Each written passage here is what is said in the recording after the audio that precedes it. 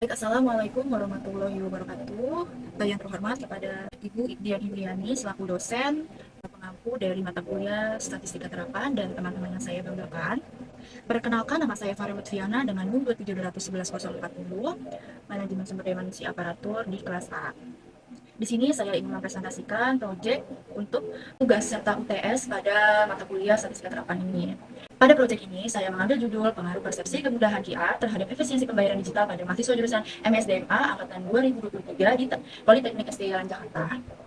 Pada proyek ini, saya mengambil referensi dari skripsi oleh Fanny Alfionita Raputing dengan judul Pengaruh Persepsi Kemanfaatan QR dan Kemudahan QR terhadap Efisiensi Pembayaran Digital pada mahasiswa UNSUR. Pada proyek ini tentunya terdapat dua variabel, yaitu variabel X dan variabel Y, di mana variabel X-nya adalah kemudahan QR dan variabel Y-nya adalah efisiensi pembayaran digital pada mahasiswa jurusan MSDMA. Oke, nah berikut adalah metode penelitiannya. Pada metode penelitian kali ini, saya mengambil penelitian dengan metode kuantitatif, di mana populasinya itu saya mengambil dari mahasiswa jurusan MSDMA angkatan 2023 sebanyak 60 mahasiswa.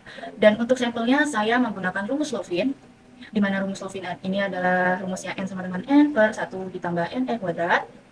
Dan saya menggunakan nilai kritis atau margin errornya sebanyak 10% karena saya mengambil referensi dari skripsi tersebut. Oke, ini adalah sampelnya. Sudah itu mendapatkan 37,5 dan dibulatkan menjadi 38. Lanjut, ini merupakan tabel skalanya, di mana saya menggunakan skala Likert. Skala temukan ke sangat setuju ini adalah 4 skornya, setuju adalah 3, tidak setuju adalah 2, dan sangat tidak setuju adalah 1. Oke, lanjut. Ini adalah tabel untuk variabel dimensi serta pernyataannya.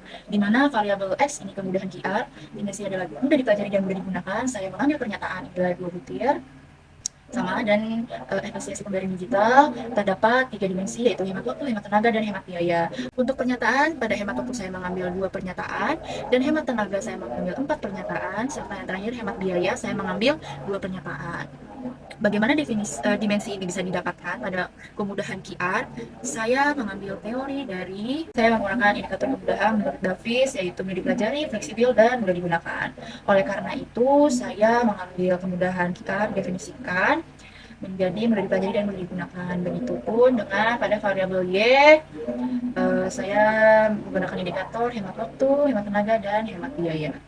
Dari pernyataan yang sudah saya dapatkan ini, saya buat kuesioner untuk mengumpulkan data-data yang saya butuhkan. Berikut kuesionernya, ini adalah judul pengaruh QR terhadap efisiensi pembayaran digital pada mahasiswa jurusan MSDMA angkatan 2003 di Politeknik SDIN Jakarta. Saya mendapatkan 30 jawaban, di mana 30 jawaban atau responden ini saya dapatkan dari rumus Lovin yang ada yang tadi. Lalu setelah data-data yang saya kumpulkan ini, saya sudah konversikan ke dalam Excel. Di mana Excelnya saya sudah konversikan ke dalam Excel. Oke, ya ini ya. Ini untuk variabel Y, efisiensi, dan ini adalah variabel X-nya. Oke, baik. Saya akan menjelaskan bagaimana saya bisa mendapatkan data-data seperti ini dari awal hingga akhir sampai variansi kelompok. Oke, dimulai dari variabel bidang dulu. Ini adalah tabulasi data yang sudah saya konversikan dari kuesioner yang didapat menjadi seperti ini. Di mana ini adalah variabel Y, indikator 1 dan pernyataan 1, dan ini seterusnya sampai Y32 adalah variabel Y, indikator 3 dan pernyataan 2. Setelah sudah didapatkan semua seperti ini, saya totalkan semuanya. Bagaimana cara totalkannya? Totalkannya adalah ya ini dia, sum sama dengan sum dalam kurung di blok sampai sini, lalu di enter. Setelah di enter, saya cukup ini double klik sampai tanda panah seperti ini. Nah, sudah didapatkan. Lalu saya buat data tunggal. Dan adalah banyaknya sampel. Banyaknya sampel ada 38 karena responden yang ada 38, makanya saya taruh 38. Untuk selanjutnya adalah median, di mana median ini rumusnya adalah dengan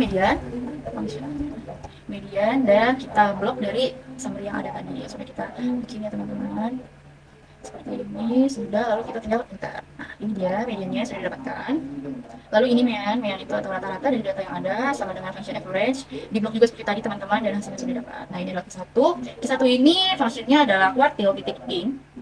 Di blok seperti tadi teman-teman, dan ini quartnya atau quartilnya. Kenapa 1? Karena saya mencari Q1. Enter, lalu Q2 juga sama, yang dibedakan adalah quartnya, yaitu di belakang sini. Ini 2. Lalu Q3-nya pun sama, yang dibedakan adalah ininya. Oke, untuk jangkauan. Cara mencari jangkauan itu maksimum dikurang sama minimum. hasilnya segitu. Lalu ini EQR. Oke, lalu ini EQR. EQR itu cara mencarinya Q3 dikurang Q1 saja teman-teman. Dan caranya tinggal sama dengan pencet kolom Q3 dikurang Q1. Hasilnya dapat. Lalu ini untuk mencari LIF, UIF, LOF, dan UOF. Caranya itu gampang teman-teman, kita tinggal mencetkan saja rumusnya. Di mana Q1 dikurang dalam kurung 1,5 dari rumus yang ada, lalu dikali di sini itu menggunakan bintang ya teman-teman. Sudah bintang, lalu kita kali pencet EQR-nya berapa. Nah, kita pencet aja nih blok yang kolom EQR. Nah, habis itu tutup kurung, lalu enter. Nah, sudah enter, selebihnya pun sama, caranya hanya dibedakan dari rumus yang ada aja, dan kita tinggal mengikuti yang ada di sini teman-teman. Lalu untuk banyak kelas ini menggunakan rumus 1 ditambah 3,3 dikali log n. Ini adalah sudah rumus dari sananya teman-teman, sudah ditetapkan. Kenapa ini 38? Karena 38 adalah n yang ada. Nah, sudah seperti ini, 1 ditambah 3,3 dikali log lalu n adalah 38 dan enter. Sudah didapatkan 6,25. Lalu saya bulatkan ke 7. Lalu untuk panjang kelas, cari panjang kelas sama dengan jangkauan dibagi oleh banyaknya kelas. Sama teman-teman, caranya gampang, itu function sama dengan kita blok dari jangkauan sini, maksudnya dipencet, di slash, dibagi banyak kelas. Oke, simpang data baku. Simpang data baku ini fungsinya sama dengan std.ev. Dalam kurung kita blok juga di teman-teman ini sampai tadi. Lanjut, variansi juga. Ini cara mencarinya sama dengan var, di blok pun sama. Ini untuk koefisien variansi. Cara mencari koefisien variansi adalah std.ev titik p, pakai p ya teman-teman. Lalu di blok sama seperti tadi, lalu di slash, dibagi sama average di blok tadi atau sama dengan nean. Sudah, lalu ini maksimum, cara mencari maksimum bersama dengan max, dalam kurung, di blok lagi seperti tadi, enter. Cara mencari ini pun sama, hanya dibedakan max dan ini saja. Lalu ini untuk simpang data rata-rata, yaitu menggunakan function avdf di blok semua dan hasilnya dapat. Oke teman-teman, sekarang kita lanjut ke olah data. Yap, ini adalah YS11, di mana soalnya ini adalah penggunaan yang dapat menghemat waktu saya dalam melakukan pembayaran digital. Sudah saya sebutkan kuesioner. Nah, ini untuk frekuensinya, di mana ini adalah sangat tidak setuju. Angka skor 2 ini adalah tidak setuju, 3 setuju, dan 4 adalah sangat setuju. Lalu bagaimana cara mencari frekuensinya ini teman-teman?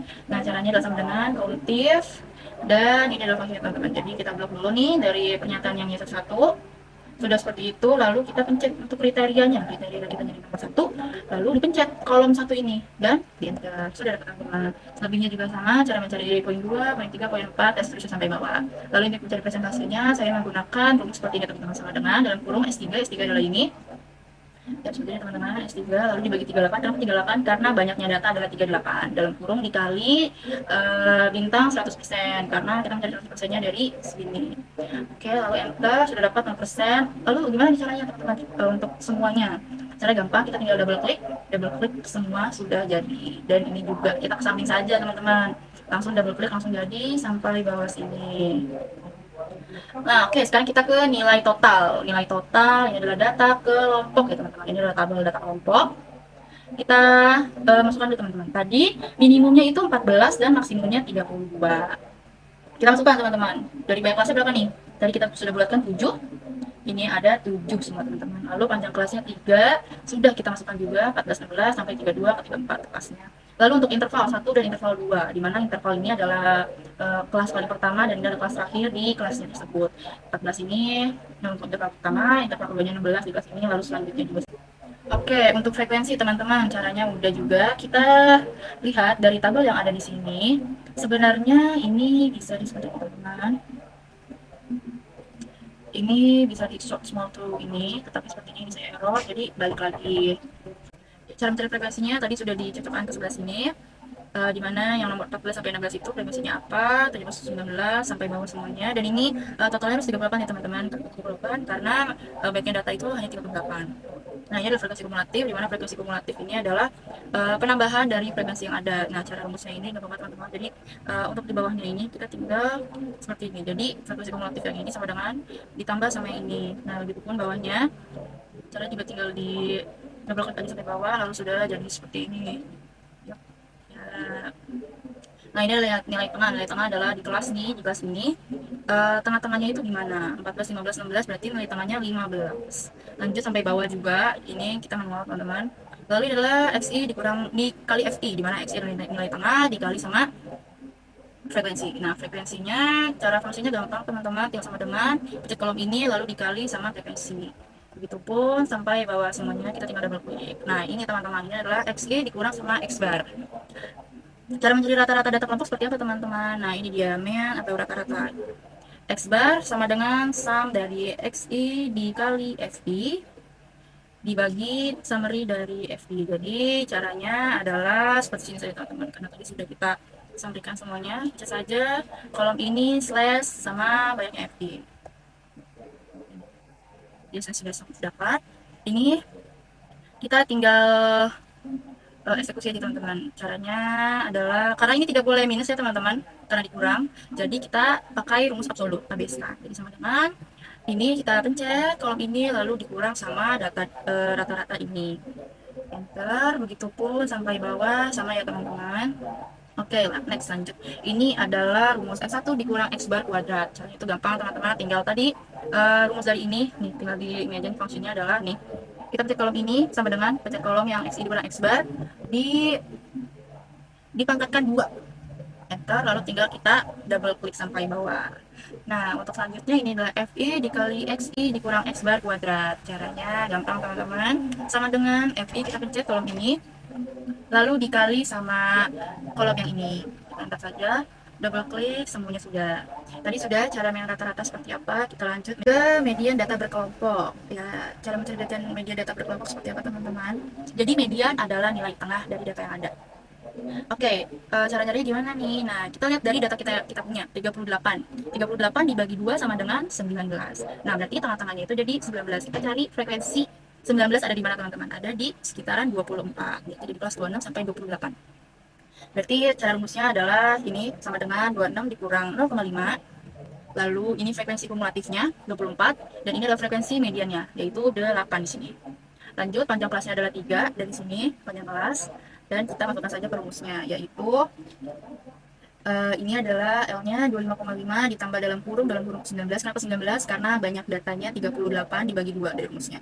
19 dikurang sama frekuensi kumulatif, lalu dibagi dalam kurung, tutup kurung, lalu dibagi sama frekuensi mediannya, kurung dikali sama panjang kelas. Hasilnya adalah 9. Kita lanjut ke modus data berkelompok. Modus data berkelompok. Modus adalah nilai yang paling sering muncul di dalam data, di mana saya mengambil di kelas 23 sampai 25 karena di sini ada 3 yang modusnya sama teman-teman. Nilai yang paling sering munculnya banyak sama 28. Jadi saya ambil di 23 sampai 25. Caranya juga sama seperti tadi yang kemudian, yaitu LO atau batas kelas modusnya kita kurangi dikurangi 0,5 jadi 23 dikurang 22,5. Lalu ini selisihnya. Selisih ini adalah frekuensi ini dikurangi sama frekuensi atasnya. Lalu B2 adalah selisih frekuensi kelas modus dengan kelas setelahnya, yaitu berarti nih 8 ini kolom ini dikurangi sama kolom bawahnya. Lalu enter. Ini adalah lebar kelas interval modusnya sama yaitu 3 sehingga data tunggal. Lalu masukkan saja rumusnya yaitu LO atau batas kelas bawah kita pencet ditambah dalam kurung 0 dalam kurung ini B1 per atau dibagi B1 ditambah B2 dalam kurung lagi dikali sama panjang kelas modusnya yaitu 3.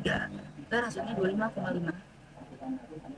Lanjut, kita masuk ke standar deviasi atau simpang baku berkelompok. Caranya ini adalah rumusnya S sama dengan akar summary dari FI dikali XI dikurang X bar kuadrat dibagi N. Nah, tadi kita sudah cari ya teman-teman. Ini dia FI dikali XI dikurang X bar kuadrat. Caranya adalah kita tinggal pencet-pencet kolom saja teman-teman.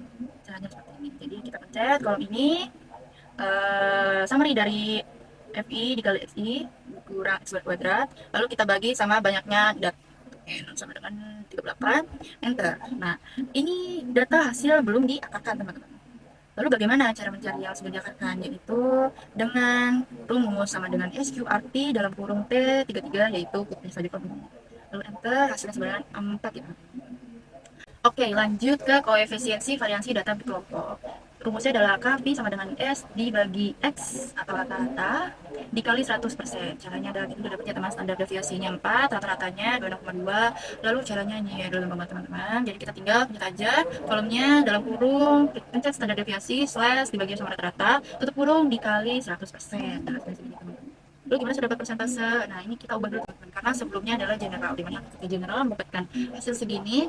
maka harus kita ganti ke dalam persentase karena kita bagi persentase. Ini adalah varians kelompok teman-teman, di mana varians kelompok adalah S sama dengan akar dari summary FI di dalam FI dikali XI dikurang X bar kuadrat dibagi sama banyaknya data.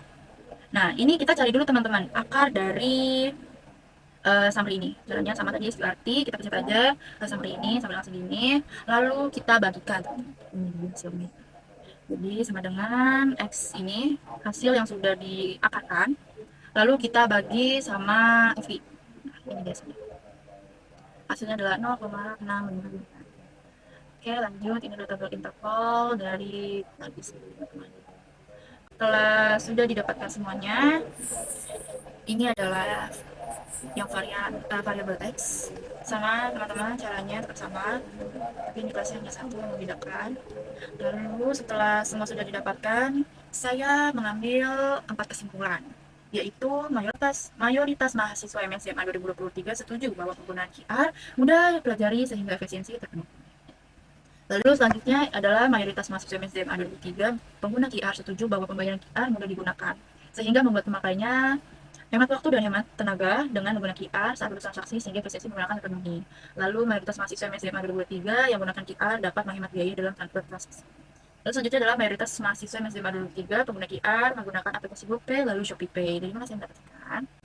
Saya mendapatkan itu dari ini dia. Ini adalah tabel yang sudah saya konversikan dari kuesioner ini. Nah, ini dia pembayaran kita, saya payment, di mana GoPay lebih banyak, lalu ShopeePay yang kedua, yang ketiga Dana, selanjutnya adalah OVO, dan yang terakhir adalah link aja. Lalu ini lampiran yang menjawab dari pernyataan yang ada. Jadi selesai sudah dari pemaparan saya pada proyek kali ini untuk memenuhi tugas serta UTS mata kuliah statistika terapan. Sebelumnya saya meminta maaf jika ada salah kata. Wabillahi taufiq wal hidayah. Wassalamualaikum warahmatullahi wabarakatuh.